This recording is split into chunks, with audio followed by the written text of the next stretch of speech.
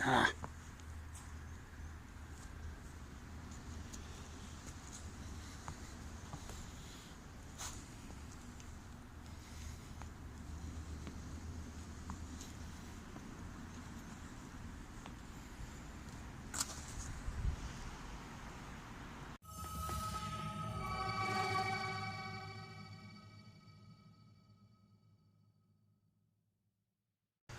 Hey everybody, KMO here. I am outdoors because it is above freezing. I don't know exactly what it is, like 35 or so, but definitely above freezing.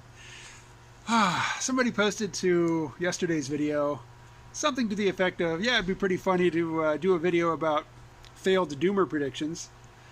And it would be funny, but for me, it'd be kind of difficult because the easiest example to reach for there's a book full of examples by a friend of mine who's a really nice person and somebody I don't wish to antagonize further. So no mention of names. You probably know who I'm talking about if you're into the scene. But we can go back much further, to the uber failed doomsday prediction. Not the one that created the Seventh-day Adventists, but a little later. Paul Ehrlich, right around the time of my birth, when he was making his name in a big bundle with the book The Population Bomb, he predicted that by the 1980s and 1990s, tens of millions of people would starve to death because the industrial agricultural system wouldn't be able to provide enough to sustain everybody. And maybe that was where the original idea came from. No, actually it was in Malthus. Malthus said that food supplies grow linearly and population grows exponentially. I don't know if he used those exact words, but that's how the idea got formulated, boiled down later. And that's absolute dog shit. I mean, that is just nonsense. The population will stop growing when there isn't food to fuel a growing population. How is it that this is not just glaringly obvious? Anyway, if you look at historical examples of, people starving to death en masse since the Green Revolution, there's always a political cause. There is always some mismanagement or malfeasance at the root of it. Anyway, what I'm thinking about today is what I'm going to be doing next year, which is just a few days away. You may have noticed, I make New Year's resolutions and I take them seriously. My resolution for 2019 was to, upload one of these videos every day. My resolution for the year before that was to abstain from marijuana and alcohol, which I did for a year, and discovered, not for the first time, that the miraculous increase in focus and mental clarity that I expect to come about when I stop smoking weed never materializes. Nor do I get particularly ambitious or, diligent in my efforts. Nothing really changes, except that I become more dependent on melatonin to get to sleep. That's a bummer. Anyway, cutting out alcohol is always good, particularly for the waistline. But resolutions for 2020. Here's one that'll seem silly, but I'm going to put in my teeth for a couple hours every day. That has been my intention, and I just haven't done it because they fucking suck. I can't talk with them.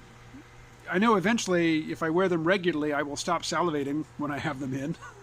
But for now, my body reads that as food. It's like, oh, something in the mouth? Well, let's get to breaking it down. Let's start with the saliva. But of course, the worst is, what it does to my speech. But again, if I wore it regularly, like every day, then presumably I would learn to speak around, the difficulty. Uh-oh, here comes a train. I'll keep going as long as I can because I don't want to stay here until the train is gone. Just as I spent many years learning to draw, and then I just, let it all fall away and never used it until just recently, I spent many years learning to write. And then, I don't know if it was one day, but, over the course of a couple of years, I was writing less and less, and now I don't write at all. I kept a journal for years. Like since the 90s, I was doing the 3 pages a day Julia Cameron morning pages ritual. Not not that whole 25 years or whatever it is, but you know, more often than not, I was doing that. Haven't done it in forever. The most recent, you know, journal that I have is dated, I think, 2018, which, you know, 2019 is just about over. I usually fill one of those things in a couple months. So what I write these days amounts to, if it was a screenplay, like 30 seconds worth of dialogue for each comic strip. And that doesn't just roll out either. I mean, it takes a fair amount of writing and rewriting to get those, you know, that one page of dialogue each week. I just have to write more. So how to motivate myself to do that?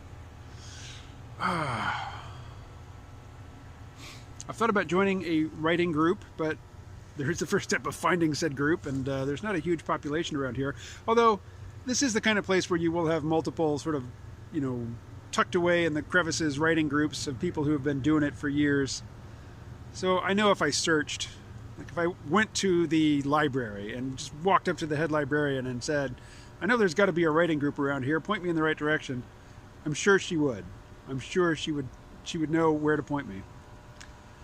So will I do that? Well, I'm not resolving to do that, and it seems to be that only New Year's resolutions are the things that can, you know, nudge me out of my complacency.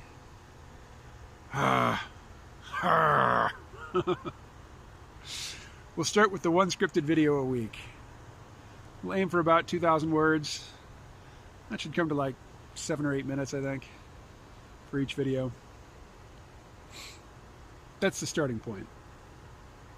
2020, one scripted video a week. And, you know, other little videos like this, you know, just off the cuff, unscripted stuff, shot on the phone. These will go on my Patreon page. So, I know I promise more links than ever actually make it into the show descriptions, but in the description below, there will be a link to my Patreon. Check it out in 2020. I will talk to you again tomorrow.